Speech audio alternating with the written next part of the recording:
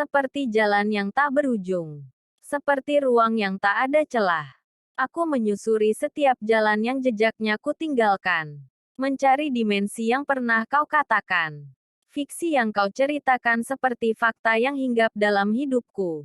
Al-Lail. Yang pernah kuceritakan pada Miraj. Tentang dari mana si miskin dan si kaya dibedakan. Dari pakaiannya kah? Dari wajahnya kah? Bukan Miraj. Dari hatinya. Yang mana? Kau tanyakan padanya. Sedang apa kau di sini? Tanya seorang pemuda. Aku sedang mencari yang telah hilang dari raganya. Kataku, apakah itu sesosok ruh? Aku Majis dan kau siapa? Aku seorang musafir dari negeri jauh. Jawabku, benarkah? Siapa namamu? Dari mana kau berasal? Apa yang hilang itu? Pemuda itu terus bicara tanpa tahu apa aku merekam dan menghafal setiap perkataannya. Kau sendiri sedang apa di sini? Tanyaku. Aku selalu memperhatikanmu. Sajak yang kau dendangkan. Aku tak mengerti. Katanya. Tak adakah yang lebih bermanfaat untukmu selain mendengarkanku bersyair? Untuk siapa syair itu? Isinya sangat menyentuh hatiku. Tanyanya. Aku selalu memujinya. Kekasihku. Siapakah itu? Tidakkah kau menyembah Tuhanmu? Tanyanya lagi. Aku tak menyembah Tuhan. Janganlah sesekali kau mengatakan menyembah Tuhan. Sungguh itu akan membawamu dalam kesesatan. Kataku. Lalu siapa yang kau sembah? Aku tak mengerti. Aku memuji kekasihku. Allah SWT. Mengapa ku katakan aku tak menyembah Tuhan? Karena Tuhan itu banyak. Aku tak beragama karena kekasihku tak memberatkan itu sebab aku telah menjadi kekasihnya. Jawabku, di manakah Tuhan itu berada? Tanyanya. Setiap hari kau menyembahnya tapi kau tak tahu ia di mana. Sungguh sia-sia apa yang kau kerjakan. Jawabku. Majis hanya diam tertunduk. Tak mengerti apa yang kubicarakan. Aku mencintai Allah SWT. Aku menginginkan apa yang diinginkannya. Meskipun neraka yang ia inginkan. Aku akan masuk ke dalamnya dengan cinta kasihnya. Semua itu kudefinisikan dari kisah yang kau ceritakan. Lail. Di mana kau? Kini aku mengerti, Lail, dari mana si miskin dan si kaya dibedakan. Kembalilah, Lail. Majis. Kau tahu, aku pernah mencintai seorang perempuan. Sampai akhirnya. Sampai akhirnya apa? Dia meninggalkanmu. Tanyanya sambil menerka pikiranku. Oh tidak. Sungguh kau takkan mengerti. Kapan kau akan meminangku, Miraj? Aku sungguh malu pada Allah SWT. Aku malu menjalani hubungan ini tanpa ta'aruf. Tolong, Lail. Aku belum cukup mapan untuk ini. Dari mana aku harus menafkahimu? Kataku, kau sudah cukup mapan, Miraj. Aku tak peduli seberapa besar nafkah yang kau beri. Aku hanya ingin kita menghalalkan hubungan ini. Jika kau tak ingin, sudahi saja semua ini, katanya sambil menangis. Jika itu yang kau ingin, pergilah, Lail. Aku kecewa padamu, Miraj. Tak mengertikah? Aku, Lail, pergi setelah mengucap salam padaku. Dengan hati yang tersayat, aku bodoh. Apa yang kukatakan sungguh bukanlah yang pantas untuk Lail. Setelah pembicaraan itu, aku tak melihatnya lagi. Wanita yang soleha. Wanita yang pantas kupinang. Wanita yang mengajarkanku segalanya. 5 tahun. Majis menghela nafasnya. Aku mencarinya. Sudah lama. Sejak saat itu, aku tak lagi mendengar kabarnya. Aku sungguh menyesal, Majis, kataku. Apa yang kau sesali? Bukankah itu keinginanmu, Miraj? Aku menyia-nyiakan itu. Aku mendambakan uang hingga aku lupa untuk apa aku diciptakan. Aku sungguh masih mencintainya, Majis. Aku berselingkuh darinya. Aku mencintai wanita itu, kataku. Miraj, mengapa kau tak mencarinya di tempat pertama kau bertemu dengannya? Aku menanti. Di sana, jejak yang pernah kutinggalkan. Beberapa bulan ku menanti di sana. Pada dimensi yang berbeda. Dengan gedung tinggi menjulang. Tak ada lagi pohon yang indah itu. Alam yang berbeda. Lail. Aku masih di sini. Menanti kau kembali. Majis. Harus berapa lama aku menunggu? Mengkhianati kekasihku. Miraj, tunggulah.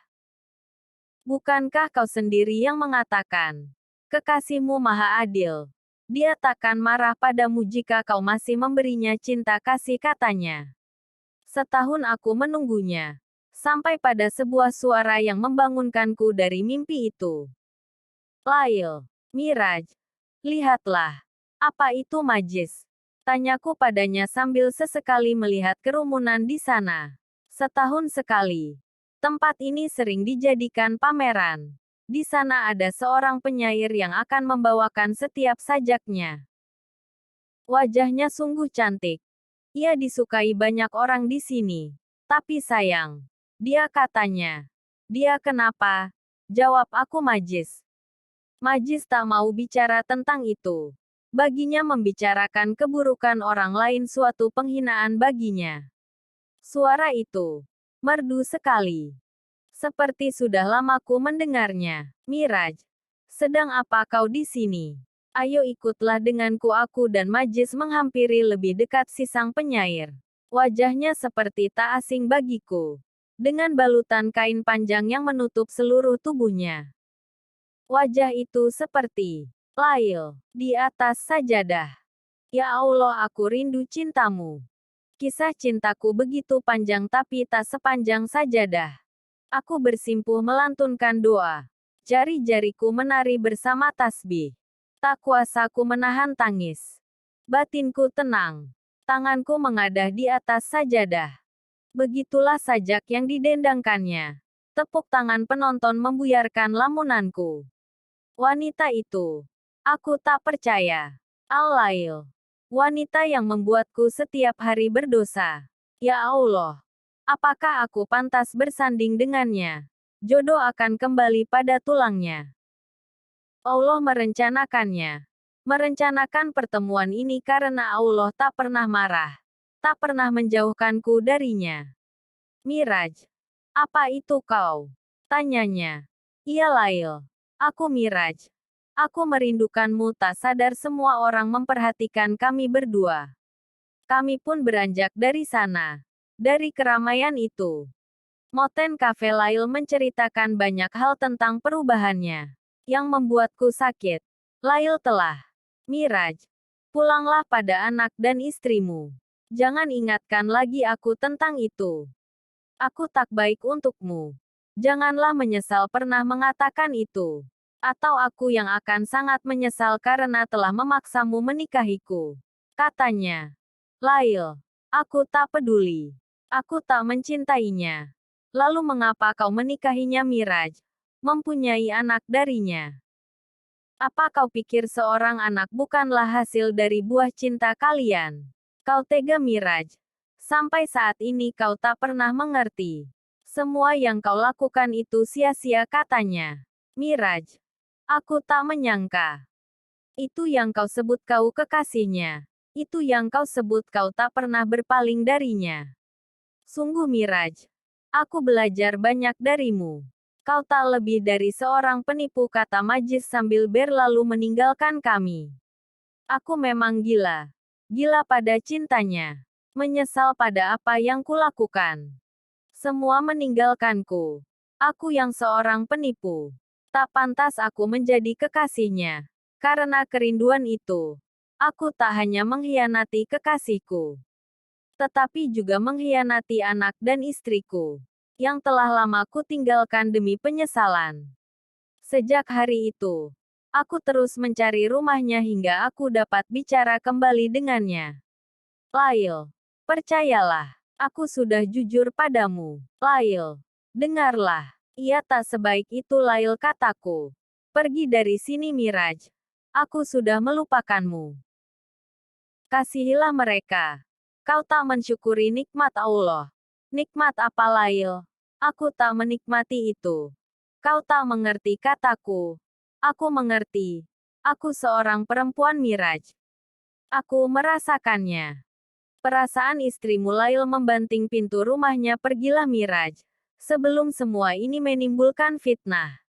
2 bulan kemudian, Miraj, kau harus tahu.